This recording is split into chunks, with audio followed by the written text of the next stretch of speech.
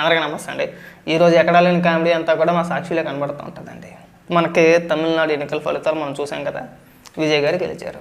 విజయ్ గారి party TVK party ఏదైతే ఉందో అత్యధికంగా సీట్లు వచ్చినాయి, గెలిచారు. ముఖ్యమంత్రిగా ప్రమాణ స్వీకారం చేయబోతున్నారు, చేస్తారు కూడా, అది కన్ఫామ్. అది పక్కన పెడితే మన సాక్షిలో వెనకొక సామెత ఉంది కదా, ఊర్లో పెళ్ళికి కుక్కల హడావిడి అని చెప్పేసి అని. ఎక్కడ ఎవరు గెలిచినా సరే ఆ క్రెడిట్ తీసుకొచ్చి వీళ్ళ అకౌంట్లో వేసుకునే ప్రయత్నాలు చేస్తారు. జగన్మోహన్ రెడ్డి ఎవరితో ఫోటో దిగినా సరే అందరితో ఫోటోలు దిగుతూ ఉంటారు కదా. ఇప్పుడు ఆ ఫోటోల్ని సాక్షిలో ప్రతి వీడియోలోని కూడా జగన్మోహన్ రెడ్డి ఫోటో, విజయ్ ఫోటో వేసి ఇద్దరు ఫోటోలు కూడా వేసి జగన్మోహన్ రెడ్డి వల్ల విజయ్ గారు గెలిచారట.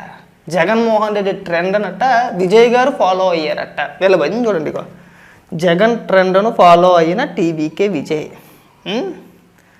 ఇంకా దరిద్రాల జీవితం చూడండి వీళ్ళు వేసిన తమ్నెల్స్. ఇక్కడ జగన్ అక్కడ విజయ్, సింహం సింగిల్గానే వస్తుంది. టీవీకే విజయోత్సవంలో వైఎస్ఆర్సీపీ సంబరాలు. మీకేమైనా సిగ్గేమని అనిపిస్తుంది ఏంటారు అసలు కాస్త అయినా సరే? అసలు మీకు టీవీకి పార్టీకి ఏంటి సంబంధం? మీరు అఫీషియల్గా మద్దతు ఇచ్చింది డిఎంకేకి కదా. మన లెగ్ అనే మన అదృష్ట తల్లి, మీ పార్టీకి అదృష్టం కదా ఆవిడ రోజా గారిని అఫీషియల్గా మనం ఏ పార్టీ తరఫున పంపించామండి, ఏ పార్టీకి పంపించామండి? మనం ప్రచారానికి డిఎంకే పార్టీకి కదా. నేను మనం చూసాం కదండి ఎన్నికల ప్రచారంలో ఆవిడ మాట్లాడిన మాటలు మాట్లాడారా లేదా? మన అఫీషియల్గా మద్దతు ఇచ్చిందేమో డిఎంకే పార్టీకి, ఆ పార్టీ ఓడిపోయింది. తమిళనాడులో కార్యకర్తలందరూ, డిఎంకే కార్యకర్తలందరూ కూడా రోజా గారిని పచ్చిబూతులు తిడుతున్నారు. సోషల్ మీడియాలో విపరీతంగా ట్రోల్ చేస్తున్నారు రోజా గారిని. నేను చేయట్లేదు, నేను మాట్లాడను. రోజా గారు అడిగడితేనో లేదంటే గతంలోని తెలంగాణ ఎన్నికల్లో కేసీఆర్ గెలుస్తాడని చెప్పేసి అన్నది, ఓడిపోయాడనో లేదంటే ఇప్పుడు డిఎంకేకి ప్రచారం చేసింది కాబట్టి అందుమూలంగానే డిఎంకే పార్టీ ఓడిపోయిందని చెప్పేసి నేను మాట్లాడను. కానీ సోషల్ మీడియాలో విపరీతంగా రోజా గారిని భయంకరంగా ట్రోల్ చేస్తున్నారు ఈ అంశాలపైన కదా. మీరు ఇక్కడేమో విజయ్ గారి క్రెడిట్ ఏమో మీ ఖాతాలో వేసుకునే ప్రయత్నాలు చేస్తున్నారు. ఇలాంటి అప్పబ్బయ్య రాజకీయాలు చేయమకండి. ఎందులో ఫాలో అయ్యారు? జగన్మోహన్ రెడ్డి ట్రెండ్ ఫాలో అయ్యి విజయ్ సిగ్గనిపించట్లా కాస్తైనా సరే. అక్కడ రాజకీయాలు వేరు, మన రాజకీయాలు వేరు.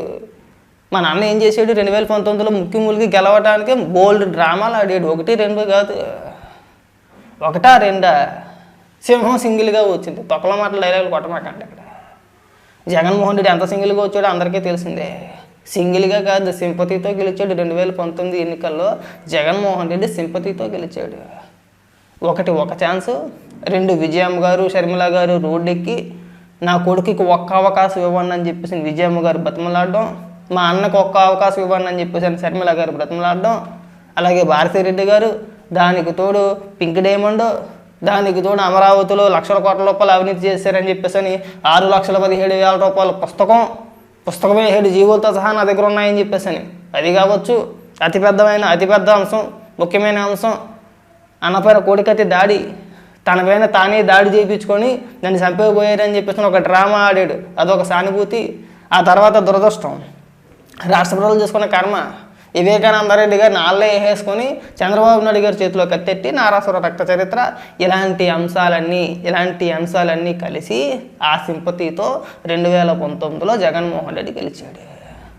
మీరు సింహం సింగిల్గా వచ్చింది, జగన్మోహన్ రెడ్డి మొహం చూసి ఓట్లే వేస్తారు, ఇలాంటి అప్పబాయ కౌరులు చెప్పమాకండి. 2019లో మీ గెలుపు అనేది అత్యంత హీనమైన గెలుపు. అది దరిద్రం కూడా. అంత సింపతితో గెలిచారు మీరు. తర్వాత ఏమైంది?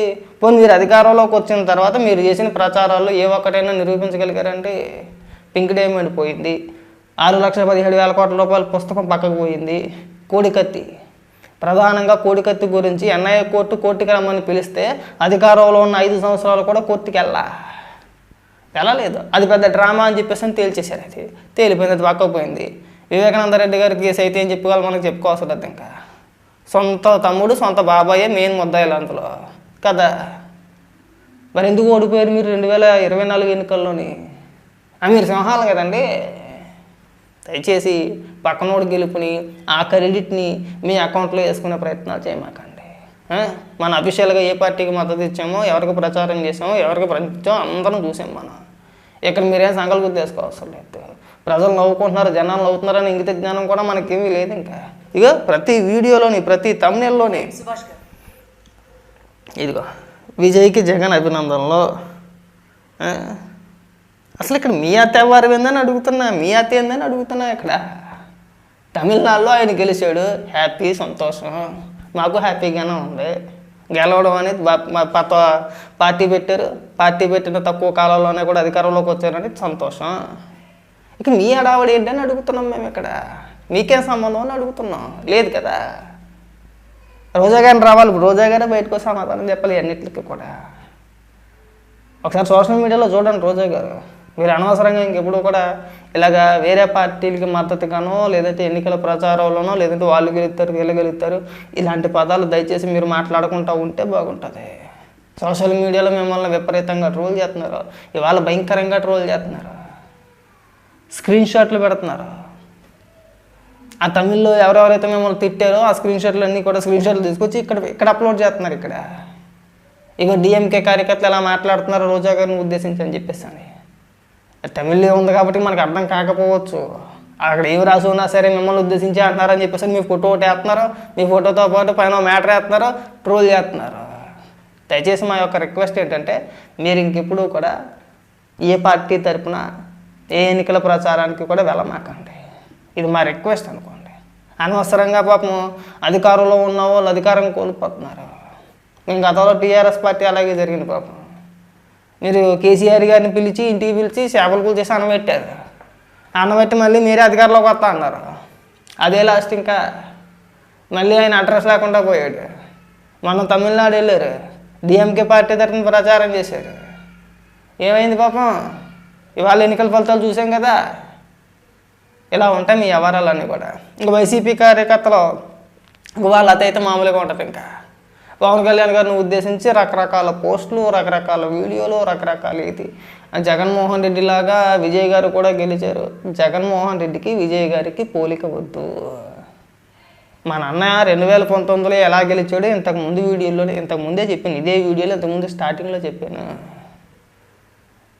పవన్ కళ్యాణ్ గారిని ఉద్దేశించి మీరేం పెద్ద పెద్ద డైలాగులు ఏం కొట్టవసరం లేదు. పవన్ కళ్యాణ్ గారికి తెలుసు ఎప్పుడు ఏం చేయాలనేది ఆయనకి తెలుసు.